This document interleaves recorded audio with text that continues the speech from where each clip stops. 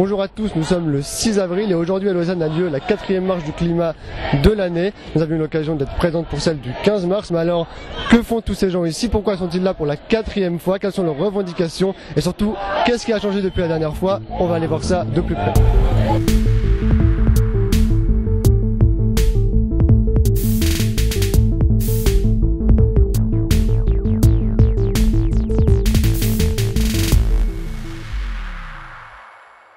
La Suisse a une dette envers l'humanité. La Suisse, comme tous les pays développés, a envoyé du CO2 depuis le début de la transition énergétique, depuis le début de la révolution industrielle. Il y a des tonnes de CO2 qui ont été envoyées par les industries et les Suisses depuis le 19e siècle.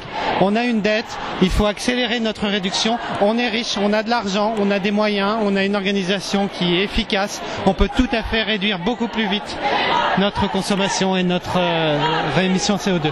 On vient manifester pour le climat parce que il faut soutenir cette cause parce que il y a quasiment personne qui vient. Les écoliers ils venaient juste avant pour rater l'école et je trouve que c'est important de montrer qu'il y en a des qui sont motivés à venir même pour rater le week-end.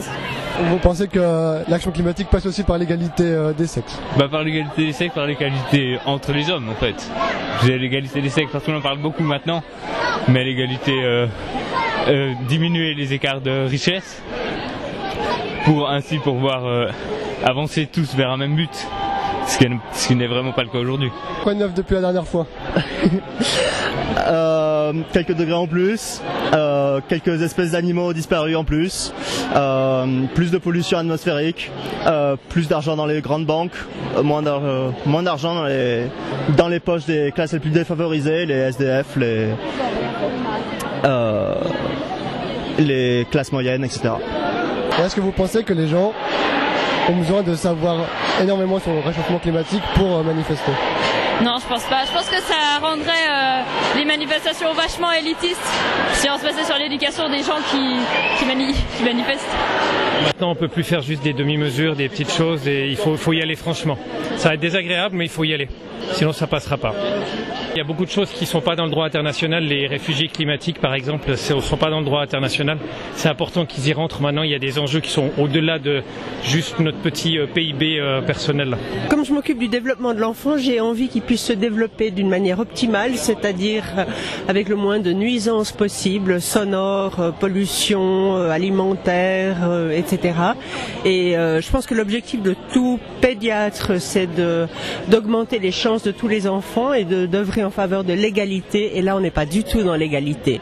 Je crois en la démocratie, je crois vraiment en un système où les gens sont responsables. Il s'agit d'éveiller les consciences, que toute la population s'en rende compte. Je suis à la fois pour éveiller la conscience de nos concitoyens, mais également des décideurs et des hommes et femmes politiques qui ont été élus, peut-être sur d'autres programmes, pour qu'ils se rendent compte que la population descend dans la rue et demande des modifications de leur programme. Qu'est-ce que vous faites ici? Je manifeste pour le climat et puis je trouve que c'est une tellement bonne cause qu'il faut surtout pas louper, et puis il faut soutenir les jeunes absolument et se mettre tous dans la bataille, sinon il ne se passera rien. Voilà. C'est une bataille contre qui? Contre le gouvernement, contre les entreprises, contre ses propres concitoyens? Contre tout, contre nous déjà en premier, contre nous tous, contre notre petit confort. Voilà, il faut vraiment se batailler. Donc c'est un combat des concitoyens et pas du gouvernement? Ah si, bien sûr. Bien sûr, tous les gouvernements, mais ça bouge pas beaucoup. Il faut vraiment faire beaucoup plus à plus grande échelle, peut-être, pour que ça bouge au niveau des gouvernements. Et vous qui avez de l'expérience, vous croyez au système démocratique suisse pour changer ce genre de choses, qui sont quand même un refondement total du système? Je n'en sais rien en fait. Je suis perplexe. Je suis merplexe. Voilà. Vous êtes inclusive? Oui. J'ai une question, cet arbre il est hors sol? Il est hors sol? Ouais. Ouais, en fait au début on pensait enlever les pavés de la Riponne, mais le problème c'est qu'il y a le garage qui est en dessous. Du coup mais on va aller faire un énorme bac beaucoup plus gros, parce qu'il va pas tenir très longtemps dans ce petit bac. Du coup je pense qu'on va vraiment s'en occuper correctement et ce soir on dort ici sur place pour pas que les autorités l'enlèvent. Ce que je veux dire aujourd'hui, c'est qu'il y a les politiques qui font rien et nous on veut faire des trucs. Du coup on les fait. On va pas attendre que les politiques se bougent alors qu'ils font rien. Non, on veut des arbres, on veut des pistes cyclables, on veut des zones piétonnes. On les fait. On veut plus de publicité, on les enlève. C'est simple. Là, la police et les autorités, ils travaillent pour les politiques qui font rien et ils aident à ce que le système il soit gelé. Et c'est ça le problème actuellement. C'est qu'au final, on a un système qui est gelé et les autorités, il faut juste respecter quelque chose que, au final, il faut respecter le fait du non-changement. Alors que nous, on veut le changement. Parce que sans changement, on est foutu. Et du coup, on plante des arbres, on veut faire des pistes cyclables, mais on nous confisque la peinture. On a été arrêté 1 heure avec la police. Ils nous ont confisqué la peinture, nos matériels pour enlever les publicités. Ils nous ont, pour les zones piétonnes, et pour la terre, ils nous ont enlevé la terre, on a dû aller en racheter. Et bien on va continuer à lutter et on va en planter encore plus des arbres et on va s'occuper encore mieux de celui-là. Et là en ce moment, c'est peut-être hors sol la riponne, mais bientôt, ça sera un jardin. Quand le train coûte 2 ou 3 fois plus cher que l'avion, il y a un souci. Donc voilà, donc nous on dit il faudrait faire quelque chose, je sais pas comment. Il y a des gens qui disent qu'il faut taxer, on sait pas trop si c'est la solution ou pas, mais enfin il faut changer les habitudes pour arrêter de prendre l'avion pour un oui ou pour un non. Les gens qui vont le week-end comme ça, ils se disent allez hop on va aller à Ibiza. On trouve que c'est débile et puis ça pollue énormément et ça serait un des points qu'il faudrait attaquer à mon avis pour pouvoir amorcer peut-être un début de changement. Alors la dernière fois on a rencontré une personne qui travaillait à l'EPFL et qui nous a dit que c'était plus le moment d'être pointilleux sur les choses et qu'il fallait prendre les énergies qui émettaient le moins de CO2 possible. Ah, quelle imbécilité. Il y a quelque chose là. Eh bon, c'est pas parce que c'est quelqu'un de l'EPFL qui dit la vérité. Et la vérité, c'est que nous sommes face à une situation grave, mondiale, écologique, économique et sociale. Et ça, c'est maintenant. Il n'y a pas de moment dans 1 mois, dans 3 mois, après les élections de l'Union européenne, des choses comme ça.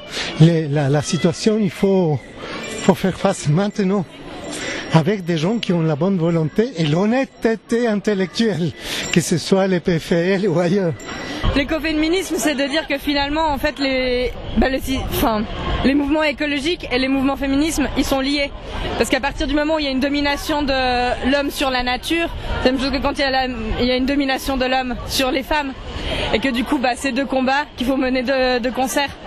Mais j'aimerais bien voter justement pour passer des gens, pour faire passer des gens au Parlement qui me représentent et puis qui sont plus avec le peuple, plus pour le social, oui, mais malheureusement il y a très peu de gens qui s'intéressent aussi. C'est aussi ça pourquoi le Parlement il est pas populaire. Pour moi, pourquoi je mets le veste gilet jaune, c'est seulement pour que la politique du Suisse, le gouvernement sache que nous les observons, comme ils nous observent dans l'Internet.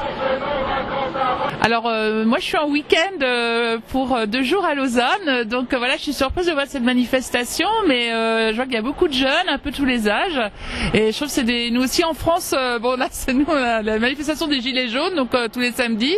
Ici on voit que c'est sur des thèmes qui sont différents parce qu'on est plus sur la planète, chez nous on est encore plus sur des considérations plus sociales, donc c'est intéressant de voir la différence entre les 2 types de manifestations, même si chez nous il y a aussi pour des manifestations pour essayer de mieux fonctionner sur notre planète. Si on ne sort pas dans la rue, on n'est pas entendu. Ce n'est pas les politicards, tous partis confondus, qui vont faire quelque chose à Berne ou dans l'Union européenne pour être un peu plus large. C'est la rue. Vous voyez le cas en Algérie. S'il n'y avait pas eu les jeunes, cette masse de gens qui s'expriment, et Bouteflika c'est toujours là. Mort, vivant, mais toujours là. Alors que les gens en ont eu marre, ils sont sortis dans la rue et il a dû démissionner. Je ne sais pas ce qui va se passer demain, mais n'empêche qu'il a dû démissionner. Voilà, et ici aussi, si nous on ne sort pas dans la rue, personne ne parlerait d'écologie, ni de nucléaire, ni quoi que ce soit, ils seraient tous tranquilles. Tout va bien, oui, on va distribuer quelques sous pour les gens, pour que les gens puissent payer son assurance maladie, hein. Ne vous inquiétez pas, maintenant il est à Madame Ruiz, tout ira bien. Bonjour. Adieu. Qu'est-ce que vous faites ici? Je veux manifester pour ma planète. Qu'est-ce que ça veut dire ça? Ça veut dire partager de l'amour, être en connexion avec les gens, avoir une magnifique énergie pour défendre notre planète, notre nature, pour que les générations futures puissent vivre.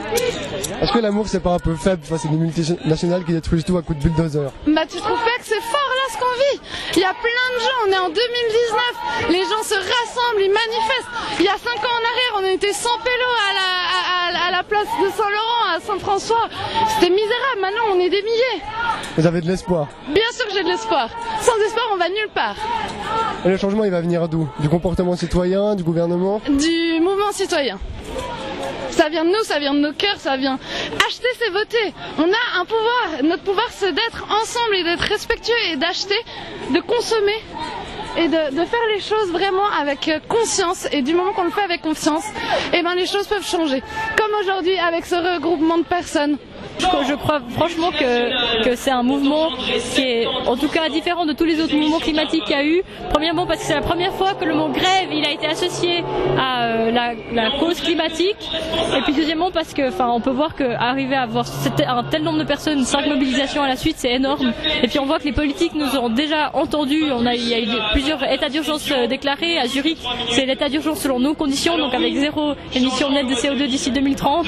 Donc il faut savoir qu'on fait vraiment plein de travail en dehors de juste marcher quoi. Et puis c'est pour ça que moi en tout cas je pense que le changement arrive. J'espère que ce sera, je pense quand même que c'est un peu trop tard pour certains trucs climatiques, faut pas se leurrer quoi. On a déjà tout Pardon, je peux pas dire ça. On a déjà tout détruit, mais on peut quand même se créer un avenir pour nous qui est meilleur que celui vers lequel on va actuellement. C'est une association qui s'appelle IDEO, id-union.ch.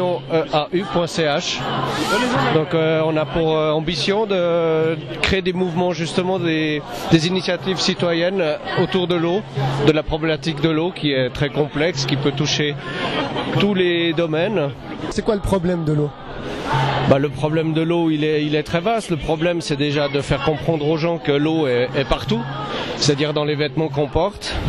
C'est pas seulement l'eau qu'on consomme, mais c'est aussi par les produits qu'on achète. Comment est-ce qu'on doit se comporter par rapport à la consommation, que ce soit la consommation alimentaire, que ce soit les vêtements, que ce soit l'automobile. Cette prise de conscience, savoir consommer local, réduire son impact, parce qu'on ne pourra pas se promener tout nu, je crois que ce ne sera pas légal, mais il faudra savoir où on achète et puis qu'est-ce qu'on achète surtout. Donc c'est un mouvement qui parle plutôt aux citoyens? C'est un mouvement qui parle aux citoyens parce qu'on est convaincu que le changement il viendra pas de la loi ou du politique, il viendra du consommateur qui par son comportement va faire changer les industriels. Quand on consommera plus certains produits, on voit avec le glyphosate comme c'est difficile d'interdire, mais si on liste tous les produits qui ont été en contact au glyphosate et qu'on n'achète plus, le glyphosate n'aura plus sa place sur la planète. Voilà, donc c'est à nous. Consommateurs, chaque consommateur a un bulletin de vote. L'épice est une monnaie locale du Gros de Vaud et du Pied du Jura. C'est aussi un moyen pour aller en faveur du climat, des trajets courts, du commerce local, des consommateurs responsables. Qu'est-ce que vous faites? On colle des affiches avec des slogans pour la manif du climat. On fait de la exactement. Bon là c'est pas tellement de la désobéissance là mais. D'accord. À la base l'idée que vous avez c'était de couvrir des pubs sauf erreur. Ouais, exact ouais. Alors pourquoi couvrir des zones d'affichage libre? Parce que déjà c'est de l'affichage libre donc on affiche ce qu'on veut, donc on peut transmettre nos messages ici. Et puis c'était un peu compliqué au final de recouvrir des pubs parce qu'il y a des flics partout. Et ils vous interdisent de couvrir les pubs? Ouais, je pense qu'on n'a pas vraiment le droit de faire ça en fait. Donc c'était un petit peu tendu. Mais du coup, on en a mis quand même quelques-unes sur des pubs aussi. Mais... Je suis un brassard blanc, un peacekeeper. À quoi ça consiste? Ça consiste à faire en sorte qu'il n'y ait pas des gens qui fassent des trucs cons pendant la manifestation. C'est-à-dire tout ce qui n'est pas dans les règles du mouvement, eh ben on peut pas les faire. Et on est là pour les empêcher. Vous allez peut-être pouvoir répondre à une question qu'on se posait. Pourquoi est-ce qu'il y a autant de policiers aujourd'hui, alors que la dernière fois il y en avait beaucoup moins, on n'en voyait presque pas? Parce qu'il y a des associations différentes qui ont utilisé la dernière manifestation pour faire un sit-in dans les retraites populaires et une opération main rouge où ils ont peinturluré la vitrine du Crédit Suisse. Du coup, ça a ramené beaucoup de policiers et maintenant ils ont peur qu'on fasse la même chose. L'année prochaine passe en votation cette initiative qui vise à responsabiliser les multinationales qui agissent dans le tiers-monde en particulier, parfois de façon totalement irresponsable, polluante, méprisante pour la situation, empoisonnante pour les fleuves, empoisonnante si on pense aux produits pétroliers qui sont vendus de mauvaise qualité là-bas pour l'air, dans les ports africains, empoisonnante pour les paysans qui utilisent les produits chimiques qui sont interdits en Europe, mais que nous exportons largement. Donc, il y a cette initiative, avec entre autres dans ceux qui sont les porteurs de la chose, Dick Marty, l'ancien procureur, Dick Marty, Manon Chic, et puis le directeur des Chocolats Villard, entre autres. Voilà, et c'est des gens qui soutiennent cette initiative qui sera passée au vote populaire le printemps prochain. Je lis sur votre panneau que le système doit changer. Ouais. De quel système vous parlez?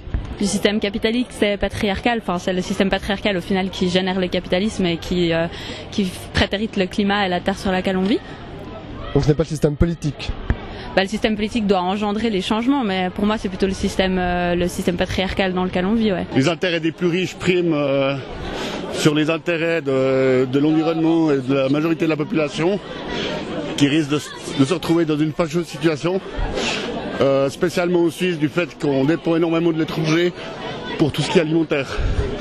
Donc on peut s'attendre à 60% de famine du fait qu'on a ces 60% de dépendance à l'étranger. Le mouvement a des revendications pour le gouvernement, mais en soi, personnellement, j'ai aucune confiance en la politique. Ça fait 60 ans que le réchauffement climatique, le dérèglement climatique est connu. Et ça fait 60 ans que les politiques ne font rien. Donc c'est le moment de faire quelque chose, parce qu'il n'y a plus le temps.